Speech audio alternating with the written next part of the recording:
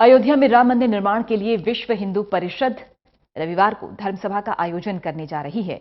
वहीं शिवसेना प्रमुख उद्धव ठाकरे भी आज अयोध्या में हुंकार भरते नजर आए। बड़ी संख्या में कार्यकर्ताओं और शिवसैनिकों की उपस्थिति को देखते हुए अयोध्या में भारी तादाद में सुरक्षाकर्मियों की तैनाती भी की गई है। इससे रामनगरी का माहौल गर्मा गया है। अयोध्या में एक बार फिर से 1992 जैसे हालात बनते नजर आ रहे हैं। कहा जा सकता है। रिपोर्ट देखिए।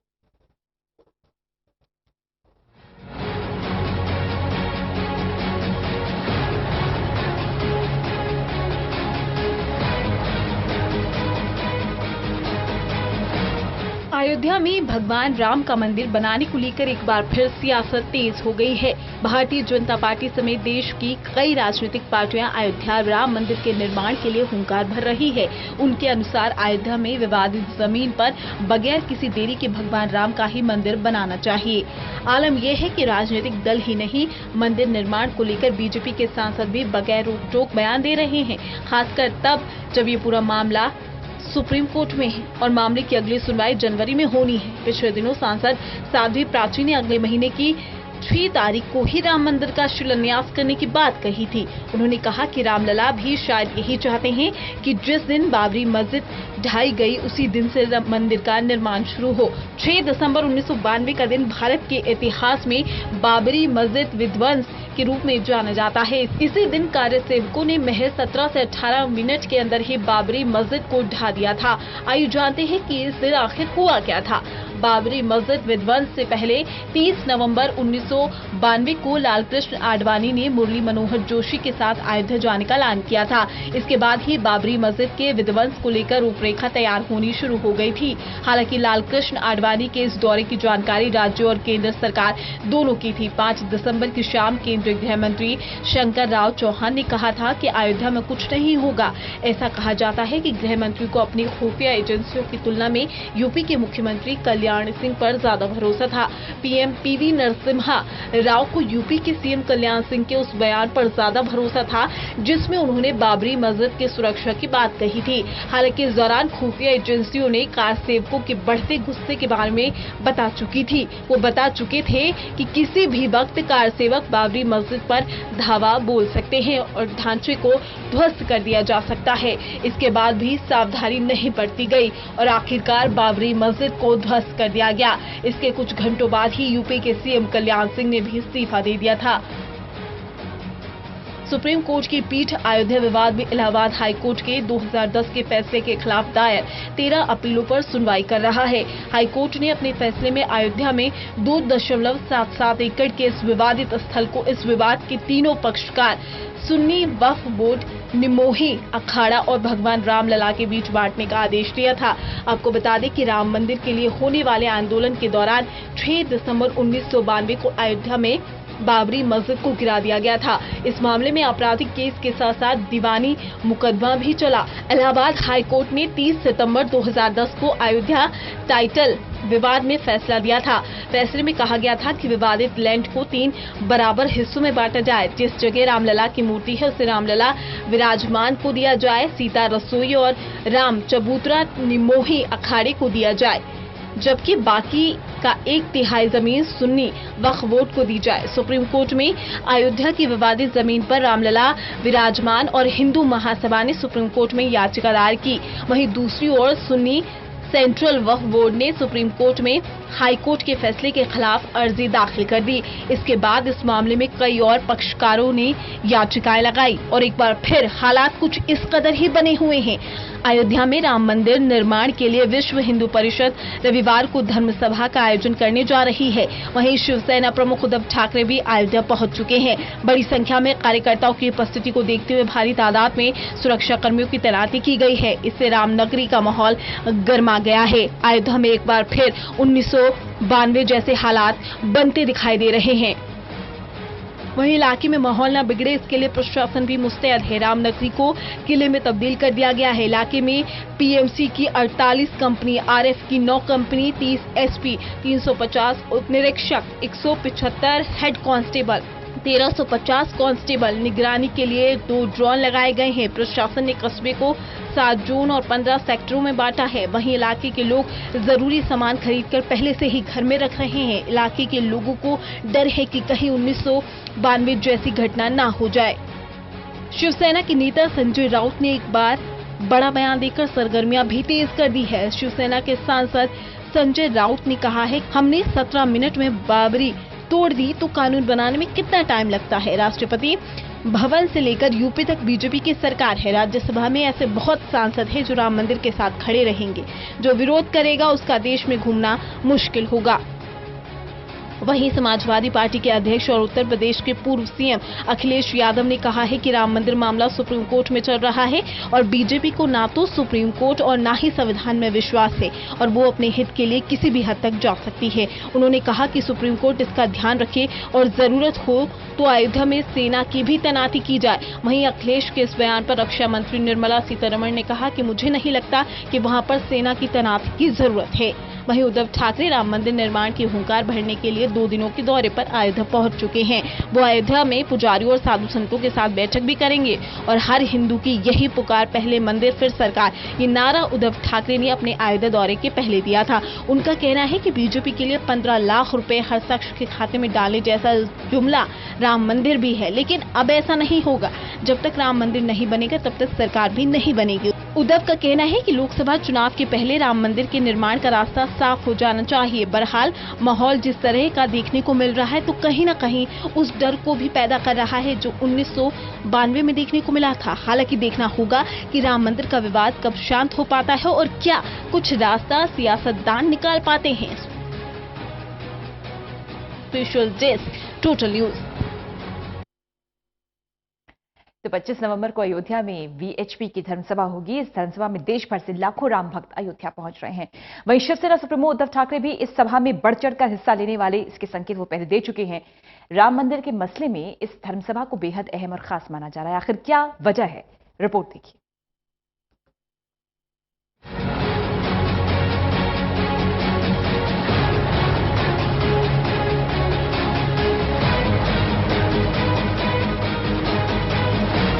25 नवंबर को विश्व हिंदू परिषद की धर्मसभा में देश भर से लाखों राम भक्त अयोध्या पहुंचेंगे। विश्व हिंदू परिषद ने अयोध्या में होने वाले अपने धर्मसभा कार्यक्रम को लेकर अपनी सारी तैयारियां तेज कर ली हैं। इसी के चलते अयोध्या में हलचल भी तेज हो गई है। माना जा रहा है कि 25 नवंबर को शिवसेना प्रमुख उद्धव ठाकरे से लेकर विश्व हिंदू परिषद के बड़े चेहरे इस धर्मसभा में शामिल होंगे। 25 नवंबर को विश्व हिंदू परिषद की धर्मसभा में देश भर से लाखों राम भक्त अयोध्या पहुंचेंगे। ऐसे में सुरक्षा व्यवस्था को भी चाक चौबंद करना जरूरी है। इसी के चलते यूपी के सीएम योगी आदित्यनाथ ने सुरक्षा के कड़े निर्देश दिए हैं। ऐसे में अयोध्या और वहां आयोजित सभी कार्यक्रमों पर एडीजी टेक्निकल आशुतोष पांडे और डीआईजी रेंज झांसी सुभाष सिंह बघेल अपनी पैनी नजर रखेंगे। विश्व हिंदू परिषद ने ऐलान किया है कि अयोध्या में हो रही ये धर्मसभा मंदिर निर्माण के लिए अंतिम सभा है। विश्व हिंदू परिषद का कहना है कि अब मंदिर निर्माण के लिए सभाएं, प्रदर्शन और धरना के जरिए संदेश नहीं दिए जाएंगे और विरोधियों को समझाया नहीं जाएगा, बल्कि सीधे मंदिर का निर्माण काम किया जाएगा। खबरों के मुताबिक विश्व हिंदू परिषद की धर्मसभा और उद्धव ठाकरे के अयोध्या आने से यहां का माहौल खराब हो सकता है, जिसके चलते यूपी सरकार ने सुरक्षा के लिए इन 2 अधिकारियों की ड्यूटी लगाई है। एडीजी आशुतोष पांडे राम जन्मभूमि के ब्लू और येलो जोन के प्रभारी होंगे। इसके साथ ही कार्यक्रमों पर भी पूरी नजर रखेंगे। राम जन्मभूमि परिषद के रेड जोन और वीएचपी के सभी कार्यक्रमों पर नजर रखने के लिए डीआईजी सुभाष सिंह बघेल को प्रभारी बनाया गया है। दोनों अधिकारी अयोध्या में कार्यक्रम समाप्ति तक कैंप करेंगे। सुरक्षा को मद्देनजर रखते हुए फैजाबाद के अपर जिला मजिस्ट्रेट ने अयोध्या जिले में 17 जनवरी 2019 तक धारा 144 लगा दी है। जिले में विशेष धाज्ञा लागू हो गई है। ऐसे में अयोध्या और वहां आयोजित सभी कार्यक्रमों पर एडीजी टेक्निकल आशुतोष पांडे और डीआईजी रेंज झांसी सुभाष सिंह बघेल अपनी पैनी नजर रखेंगे। कार्यक्रमों को देखते हुए फैजाबाद के अपर जिला मजिस्ट्रेट कानून व्यवस्था पीडी गुप्ता ने जो आदेश जारी किया है, इस आदेश में उन्होंने कहा है कि अयोध्या क्षेत्र में परिक्रमा और कार्तिक पूर्णिमा मेले के कारण बड़ी संवेदनशीलता और देश में आतंकवादी गतिविधियों को देखते हुए राम जन्मभूमि बाबरी मस्जिद अधिकृत परिसर में शांति व्यवस्था और सुरक्षा को ध्यान में रखते हुए धारा 144 लागू करना जरूरी हो गया है। इसी क्रम में अयोध्या जिले में 17 जनवरी 2019 तक धारा 144 बढ़ा दी गई है। दोनों कार्यक्रमों के लिए अयोध्या में भीड़ बढ़ती ही जा रही है। इस भीड़ को देखते हुए सुरक्षा और सख्त कर दी गई है। बहरहाल देखना दिलचस्प होगा कि इस धर्मसभा का नतीजा क्या निकलता है। Special desk, total news. बहरहाल अयोध्या एक बार फिर से आशंकाओं का केंद्र बन गया है। मंदिर के नाम पर जहां पर कई संगठन भीड़ जुटा रहे हैं, तो वहीं कानून व्यवस्था को लेकर सवाल खड़े हो रहे हैं। कई राजनीतिक दल सेना की तैनाती की मांग कर रहे हैं, तो कई लोग इन पूरे जमावड़े को 2019 के चुनाव से जोड़ रहे हैं।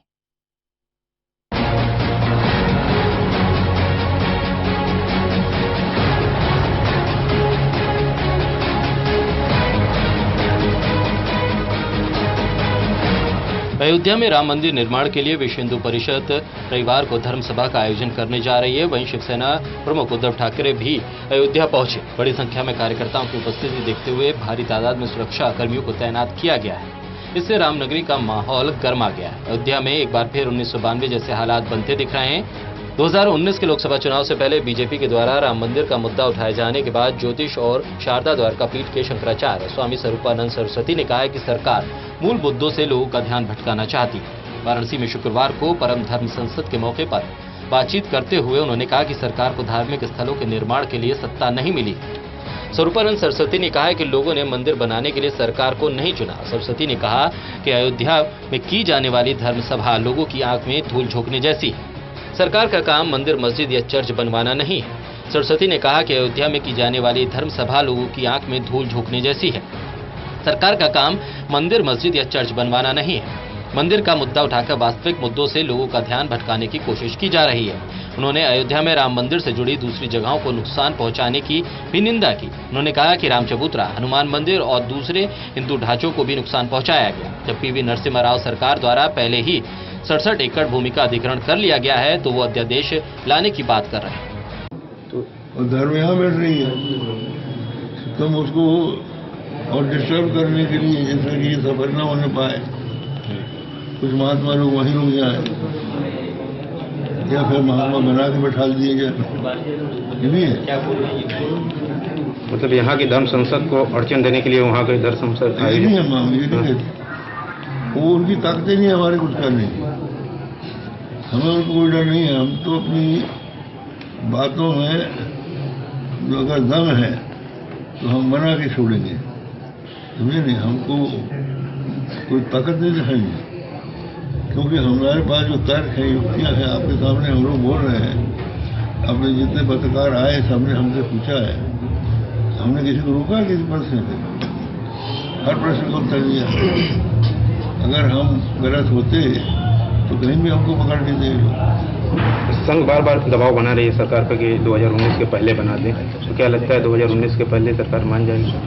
संघ के दबाव में बन जाएगा। योग गुरु बाबा रामदेव ने भी कहा है कि राम मंदिर को लेकर लोगों का धैर्य खत्म हो रहा है। सरकार अगर इस मुद्दे पर कानून नहीं लाए तो लोग खुद ही राम मंदिर का निर्माण प्रारंभ कर देंगे। इससे सांप्रदायिक सौहार्द बिगड़ेगा। भगवान राम को लेकर कहीं कोई विरोध नहीं है। सभी हिंदू, मुस्लिम और ईसाई सभी उनके वंशज हैं। मुझे लगता है यदि न्यायालय के निर्णय में देरी हुई तो संसद में जरूर अब इसका बिल आएगा और आना ही चाहिए कि राम जन्मभूमि पर राम का मंदिर नहीं बनेगा तो और किसका बनेगा? बहुत देरी हो रही है, बहुत देरी हो रही है। इसीलिए सारे संतों ने और सारे इस भारत भूमि के राम भक्तों ने यह जो संकल्प व्यक्त किया है कि अब राम मंदिर में और देरी नहीं, मुझे लगता है इसी वर्ष कुछ शुभ समाचार देश को मिलेगा। चुनाव से पहले बनाया जा सकता है? क्यों नहीं बनाया जा सकता? संसद चर्चा रहेगी। लोकतंत्र में संसद सर्वोपरि है और संसद चाहेगी तो राम मंदिर क्यों नहीं बनेगा? इससे पहले 2 स्पेशल ट्रेनों में शिव सैनिक अयोध्या पहुंचे। यहां शनिवार सुबह उन्होंने हनुमानगढ़ी और रामलला के दर्शन किए। शिव सैनिक पहले मंदिर फिर सरकार, शिवसेना की यही पुकार का नारा लगा रहे थे। अयोध्या में बढ़ रही राम भक्तों की भीड़ के लिए चप्पे चप्पे पर सुरक्षा तैनात है। प्रशासन सुरक्षा को लेकर किसी भी तरह की ढिलाई नहीं बरत रहा है। शिव सैनिकों की बढ़ती हलचल को देखते हुए प्रशासन ने राम जन्मभूमि मार्ग पर प्रवेश और साथ ही हनुमानगढ़ी का रास्ता भी बंद कर दिया है। इस दौरान अयोध्या को लेकर राजनीतिक बयानबाजी का दौर भी जारी है। उत्तर प्रदेश के कैबिनेट मंत्री ओम प्रकाश राजभर ने कहा कि अयोध्या में धारा 144 लगाई गई है, लेकिन फिर भी इतनी बड़ी संख्या में लोग इकट्ठा हो रहे हैं। इसका मतलब है कि प्रशासन फेल हो गया है। राजभर ने कहा है कि मैं सपा के राष्ट्रीय अध्यक्ष अखिलेश यादव से सहमत हूं कि अयोध्या में प्रशासन फेल हो चुका है, इसलिए जरूरी है कि वहां सेना बुलाई जाए। जनता पार्टी को अपना संविधान पे भरोसा है। भारतीय जनता पार्टी अपने स्वार्थ के लिए किसी सीमा तक जा सकती है। मैं समझता हूँ जो माहौल उत्तर प्रदेश में है, खासकर केवल एक जिले में फैजाबाद अयोध्या में जो इस तरह का मामला चल रहा है, सुप्रीम कोर्ट को नोटिस लेकर के गंभीरता से विचार कर करके चाहे उन्हें फौज लगानी पड़े, फौज लगा करके वहाँ पर शांति और वहाँ के लोगों का जीवन ठीक रहे, क्योंकि भारतीय जनता पार्टी और उनके सहयोगी लोग किसी सीमा तक जा सकते हैं। 144 धारा का मतलब क्या है? इसका मतलब वहां जो प्रशासन के लोग लगे हैं वो कानून को भी वो पालन नहीं कर पा रहे हैं, कहीं न कहीं उनके हाथ बंधे हुए हैं। हम तो कहना चाहूंगा कि वहां के जो डीआईजी हैं, आईजी हैं, एसपी हैं, डीएम हैं, अगर 144 धारा लगी है, कोई गरीब, कमजोर, पिछड़ा, दलित, अल्पसंख्यक अगर कोई अनुमति लेने जाता काम का तो ये नहीं देते, तब ये नहीं देते। लेकिन आज उनका हाथ पंगु है। क्यों? कहीं न कहीं उनका हाथ बंधा हुआ है, कहीं न कहीं ऊपर से उनका हाथ, उनको इजाजत है कि तुम इस तरह करने दो। अगर वो करने दे रहे हैं तो ये गलत काम है। मुख्यमंत्री जी से कहना चाहूंगा कि आप चुनाव प्रचार करने गए हैं, करिए, लेकिन जो फैजाबाद में जिस तरह का 144 धारा के बाद इतनी भीड़ जुट रही है, सारी जिम्मेदारी मुख्यमंत्री के ऊपर आएगी। जिस तरह का 144 धारा में लागू है, वहां का डीआईजी, वहां का आईजी, वहां का एसपी, वहां का डीएम अगर वहां इतनी भीड़ जुटने दे रहा है तो इसका मतलब कि वो फेलोवर हैं, वहां आर्मी लगनी चाहिए। आप इसका वेलकम करते हैं? हम स्वागत करते हैं उनके बयान का। 144 धारा के बाद इतनी भीड़ कहां से आ गई? अयोध्या में रहने वाले अल्पसंख्यक समुदाय भी कहीं न कहीं आशंकाओं से घिरे हुए नजर आ रहे हैं। उन्हें आशंका है कि कहीं कोई माहौल न बिगड़ जाए। इसके लिए कुछ मुस्लिम परिवारों ने अपने सदस्यों की संख्या कम कर दी है। अयोध्या के कुछ परिवारों ने अपने परिवार के कुछ सदस्यों को आसपास के जिलों में रिश्तेदारों के यहां भेज दिया है। Special desk, total news. Ram मंदिर निर्माण को लेकर अयोध्या में गहमा गहमी बढ़ चली है। आरएसएस और बीजेपी ने पूरी ताकत झोंक रखी है। शिवसेना भी राम नाम को लेकर हुंकार भर रही है। इस हुंकार पर कई दल सवाल भी खड़े कर रहे हैं। इन सबके बीच सवाल ये उठ रहा है कि राम नाम का जाप आस्था से किया जा रहा है या सियासत का साया है इस पर।